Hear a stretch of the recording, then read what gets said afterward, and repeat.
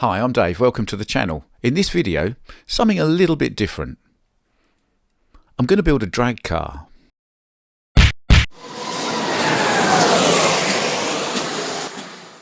So the very short story goes, Pete from Track Fans TV took me drag racing at Mr. D's slot car drag racing.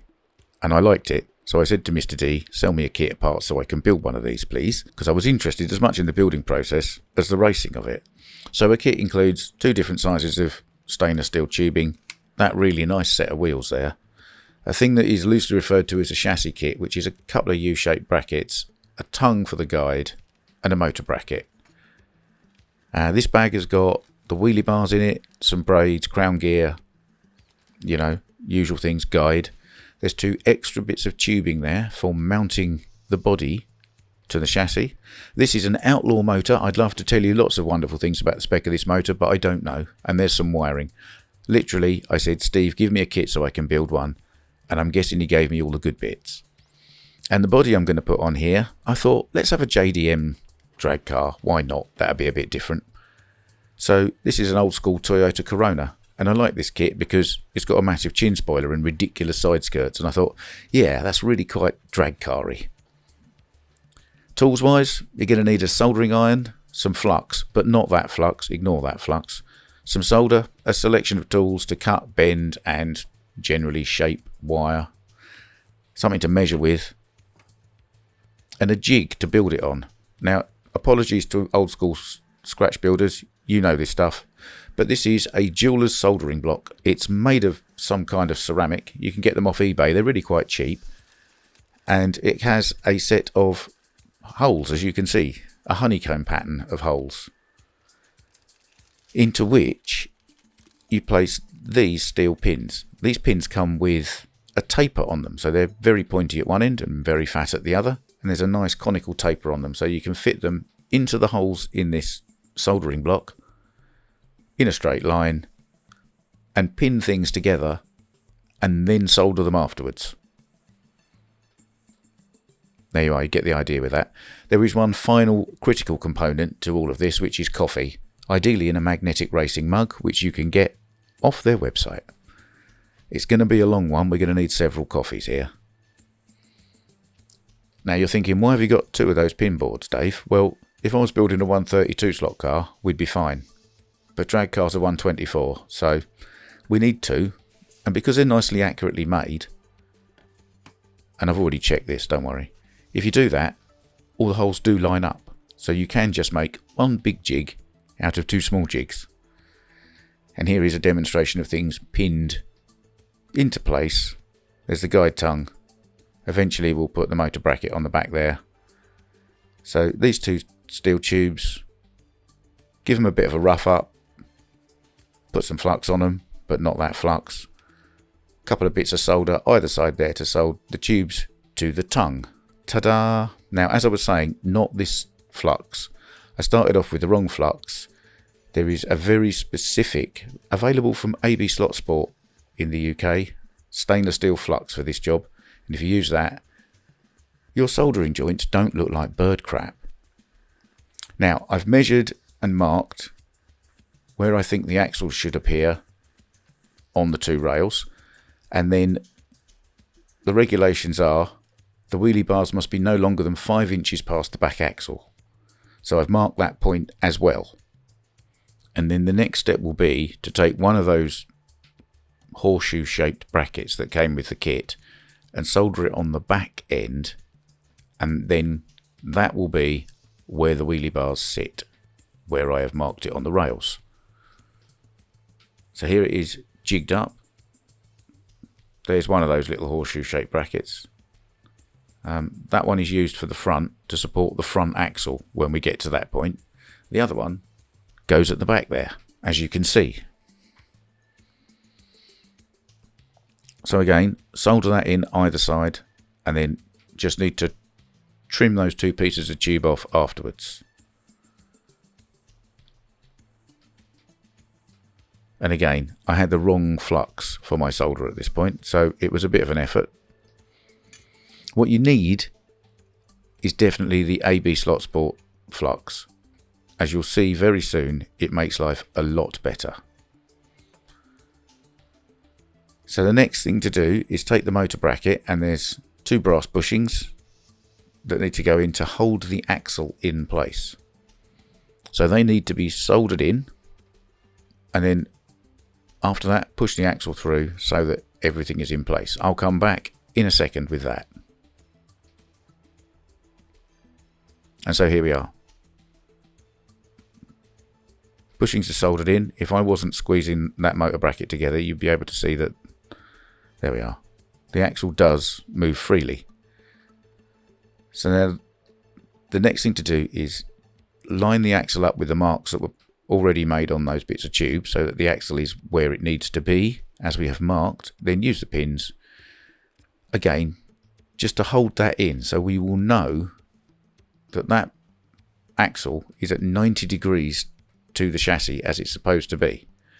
And then, having used the correct flux for these solder joints, you'll see they look a lot neater.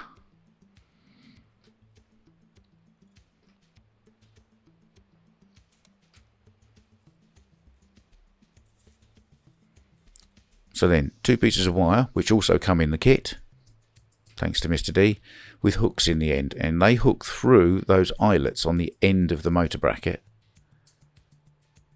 And I've trimmed them down so that they're the right length, just to meet up with that little bracket at the back that's going to have the wheelie bars on it. So these are the wheelie bar braces, and they need to be soldered top and bottom. And again, right flux, nice neat solders.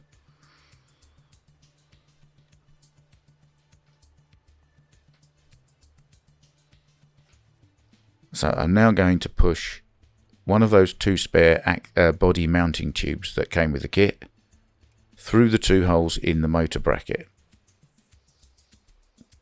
There is room for them there, and again it's pinned and jigged up so that it all sits at 90 degrees.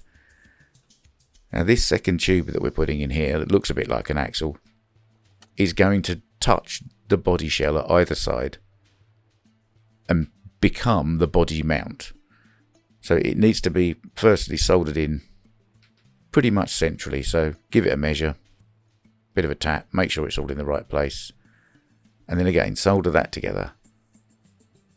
So here's a before and after. You don't need me soldering things at the moment because I'm still learning what I'm doing this time. When I build another one, I'll do a full time lapse, speed it up, slow it down video of all of it. But for now, it's time to solder in and the front axle. Again, same principle with the pins to make sure it's square. Check it's in the right place using the body shell.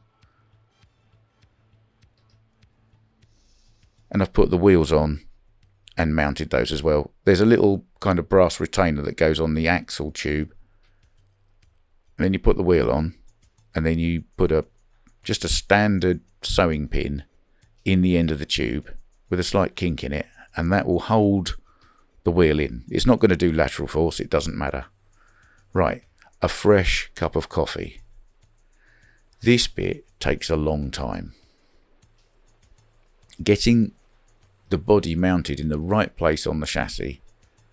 Now I've tried to position it and adjust it. I've used tape at the front to hold the front in place, and then I've used blue tack to sort of work out my spacings and where I want the car to sit relative to the chassis. And you can see I've trimmed that rear tube so it just touches either side, and I need to get some pins, heat them up and push them through the body shell so they go into the ends of those tubes, and that's how you mount the rear of the body. And I'll work out what I'm doing with the front in a bit. But I'm kind of happy with how that sits on the track. That looks fairly mean. The wheels tuck up nice. So I'm now going to spend several cups of coffee, probably, getting this body to fit. It took a long time. It wasn't just that coffee, it was the next coffee, and I think the one after that. Lots of fiddling around, lots of adjustments, lots of double checking what I'm doing. And you'll see I've got 2 pins in the front and a pin in the back either side. And this body is not going to fall off this chassis. So if I unpin it,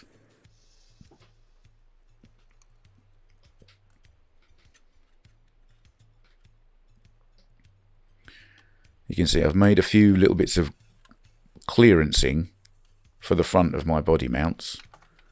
And what I've done is I've put 2 short pieces of tube in, soldered them either side, pushed the holes through from the front with warmed up pins, and then you can see one there, one there, one there and one there. And because they're all there, it holds it in place. I've made up 2 plastic spacers just to make sure that the axle will spin freely and in the correct place. And there's no play. And the next thing to do is I've just got to add the motor in and the wiring, and we should be done. So there's the motor and the wiring. Nothing else to worry about there. And I've soldered the axle on the back for the wheelie bars. A little bit of play in that, a little bit of movement. That's just fine.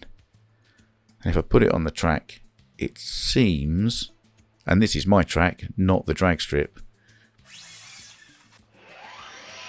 but it seems to pull away straight in the limited amount of space I've got to do it.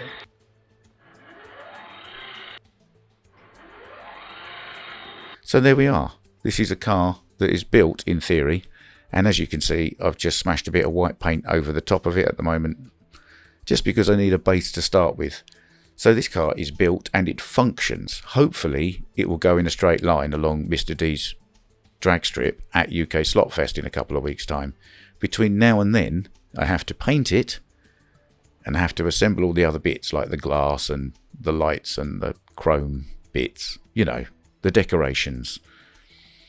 And we will see what happens. Now, I've really enjoyed building this. As I say, it's a bit of a bitty video. When I build my second one and I've got a better idea of what I'm doing, I'll do a more complete build video with some better instructions rather than me just busking it. As always, thanks for watching one of my videos. If you liked it, you will find a button specifically for that. Please subscribe to the channel. It's free and it really does help. And if you press the bell, you'll get a notification the next time I post a video. And as always, check out this slot car channel. Now, if you want regular slot car drag racing content, Tony Mollick is your man.